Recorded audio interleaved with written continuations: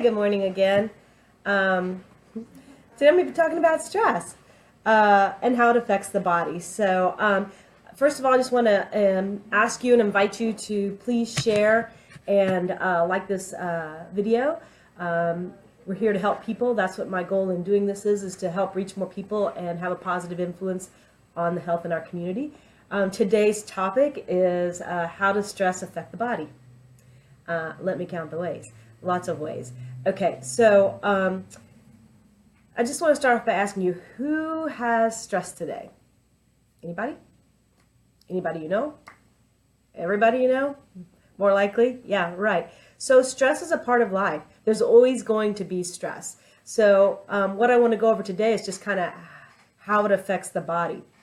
All right. So I used to think that stress was if you worry about something, if you're anxious or if you're upset about something, and that is part of it, but there's so much more to it. So when we talk about stress, if you've heard me talk at all, or seen me talk at all, we always mention the 3 T's. The Wellness Way, we talk about stress is the 3 T's. Traumas, which is the physical stress, toxins, which is the chemical stress, and thoughts, which is worries, emotional and mental stress. Okay, so I'm not going to go into too much detail about the 3 T's today, as much as I want to talk about how it affects the body, and that's the main thing I want to focus on today.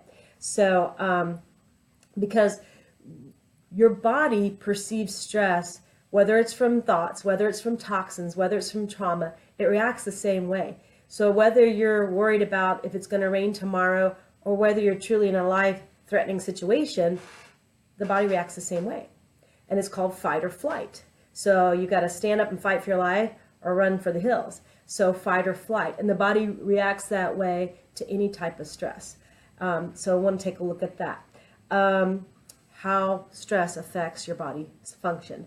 Now the good news is there's only those 3 types of stress: traumas, toxins, and thoughts.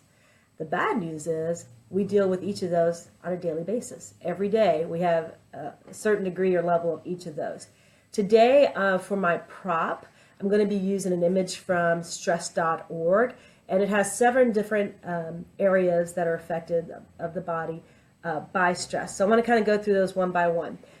So let me see if I can switch this for you. There we go. We're going to try to post this image in the comment section in case you'd like to see it, but it came from stress.org. So the first system we're going to talk about is the nervous system, right? So when stress, and it says physically or psychologically. So whether it's real stress or imagined stress, your body reacts the same way. And then it shifts into this fight or flight response. The idea is that once the stress is removed, that the body can resume its normal function. The problem with that is that when are we ever not without stress? So we get stuck in this chronic cycle of stress. So we don't ever really get out of fight or flight mode. We get stuck in that. So the next one we're going to look at is the muscular system, musculoskeletal system. So this means that when you're under stress, obviously you tense up, your muscles get tight. And over long periods of time, when you're under chronic stress, it affects all the muscles throughout the body. This is where people get TMJ problems from. Sometimes it can cause neck problems or back problems or shoulder problems. So this is just stress being carried in the muscles as tension. So that's another way that stress can affect the body. Let's look at the third one here. The third one is respiration. So when you're under stress, you breathe harder and more rapid. And sometimes it can actually cause panic attacks. So another way that stress can affect our bodies is through our respiration, and again, it can lead to panic attacks. And over time, chronic stress, panic attacks on a more regular basis. The next system we want to look at is the cardiovascular system. So it says acute stress, like momentary stress, such as being stuck in traffic. Okay, if you live here in Houston, Texas, we are stuck in traffic every single day. So just take your time, people, put on some good music. Okay, so back to cardiovascular. So cardiovascular, it's momentary stress, like when you're stuck in traffic. It increases the heart rate. It causes stronger contractions of the heart muscle. It pumps blood to the larger muscles into the heart. Then what happens with the cardiovascular, again, repeated episodes or chronic stress to the body, it can cause inflammation of the coronary arteries. Those are the arteries that supply the heart. It can cause inflammation there, which is thought to lead to heart attacks. So we've got to handle stress better. The next one we're looking at is endocrine system. Okay, so the endocrine system, these are your hormones. It talks about the adrenal glands. When the body's stressed out, the brain sends signals to the adrenal glands, and it produces cortisol and epinephrine. Sometimes these are called stress hormones, and there's actually a way that can be measured. It also talks about in this article about the liver and how it actually causes the liver, stress causes the liver to produce more sugar in the bloodstream. It's a normal response, a normal physiological response. If you're under stress and you've got to fight or flight, you need more sugar in your blood so that you have more energy to do battle or to run away. So it's a normal response for being under stress. And for a short period of time, it's okay. But for a long period of time, we get in trouble. Now, this article mentions the liver and the adrenal glands, but we also have the pancreas. We also have the thyroid. We also have the reproductive glands, so ovaries and testes, and we'll talk about those in just a moment. The next thing on our list is the gastrointestinal system. And it talks about three parts of the GI system: the esophagus, the stomach, and the bowels. So one thing that can happen, you can eat too much or not eat enough, and that can stress when you're under stressed. You know, some people stress eat, and some people say, oh, I'm too stressed to eat. So those are two different ways that people can handle stress. And one of the effects from the stomach or into the esophagus is acid reflux or heartburn. When we talk about the stomach, it can be something as simple as like butterflies in your stomach. It can actually cause you pain. If you're really, really stressed out, you can even be nauseated to the point of vomiting. But again, chronic stress over time, when we never get a break from it, can actually lead to ulcers. I heard it said one time, it's not what you're eating, but what's eating you. And that's how stress affects us. And then when we talk about the bowel, so this is basically your gut, that's where our nutrients are absorbed, and we're not going to be absorbing them properly. We're not going to be digesting properly, and it can even lead to diarrhea or constipation. But that's just in an acute situation.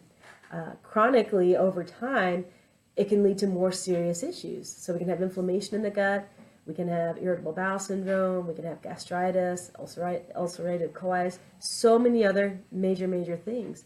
And let me tell you something, people, this is happening on a regular basis here. It's not something like, oh, it's rare. No, it's so common because people are so stressed. And the last one on our list here is the reproductive system. Now for men, when they're under stress, again, excessive cortisol. If men have excessive cortisol, especially over time, it affects the reproductive system. So it affects the amount of testosterone they're producing. How many low T centers are all around town now? You think guys are not being affected by stress? They absolutely are. So it can reduce sperm production, and it can actually cause impotence. So very important for guys. For women, it can cause absent or irregular menstrual cycles, and we're seeing that all the time, like epidemic proportions. We're seeing that among our patients. It can cause painful periods for women. It can reduce sex drive. And then again, chronically, long-term, over and over a long period of time, PCOS, a polycystic ovarian syndrome, endometriosis, infertility. So these are some of the things that chronic stress, how it can affect your body, different ways that it can affect your body. So stress can have a major and massive impact on your health and how your body functions. So stress is not to be taken lightly. So no matter if it's stress from your traumas or from toxins or thoughts, body's going to respond the exact same way. It's going to go right into that fight or flight stress response each and every time. So what can you do? You can't get rid of stress. You just have to help the body be in a better place to deal with it, okay? Because there's always going to be stress. So we can't eliminate that. What we can eliminate are some of the things that are causing the body not to function as well. So what do? Again, if you've heard me before, if you've seen me before, you know, at the Wellness Way, we don't guess, we test. So let's do some testing. So those body systems that we mentioned earlier, there are ways to test that very easily. When we talk about the nervous system and the musculoskeletal system, that's something that chiropractors deal with very well, very, very well. But there are also ways that we can check the different hormone levels. There are ways that we can check the heart and see how healthy it is, or if it's under stress and if you're getting in trouble with that. So we don't guess, we test. If we can find out how the body is being affected by stress, where it's starting to break down, then we can guide you back to health and wellness, and we can help you get back to that. So whether it's your nervous system, whether it's your digestion, whether it's your cardiovascular system, could be your hormones, could be blood sugar, thyroid, we find out what's going on. And then with that information, again, we can guide you back to health again, back to homeostasis. Homeostasis is normal. And when you get back to normal, your body can function normal again, like it's supposed to. So reach out to the Wellness Way office nearest you, the Wellness Way clinic nearest you. You can find us at twwclinics.com. Again, if I would like to ask you to please share and please like these videos and share these episodes with people that you know need help. That's what we're here for. That's the whole point of the Wellness Way. We're tired of seeing people sick and falling apart prematurely. We're not designed to fall apart. We're designed to be healthy and well throughout our entire life. So if you're having some issues with your health, if your body's not functioning normally, please reach out to us and we'll do whatever we can to help you out. So thank you for joining me today. Happy Thanksgiving to y'all, and I look forward to seeing you next week.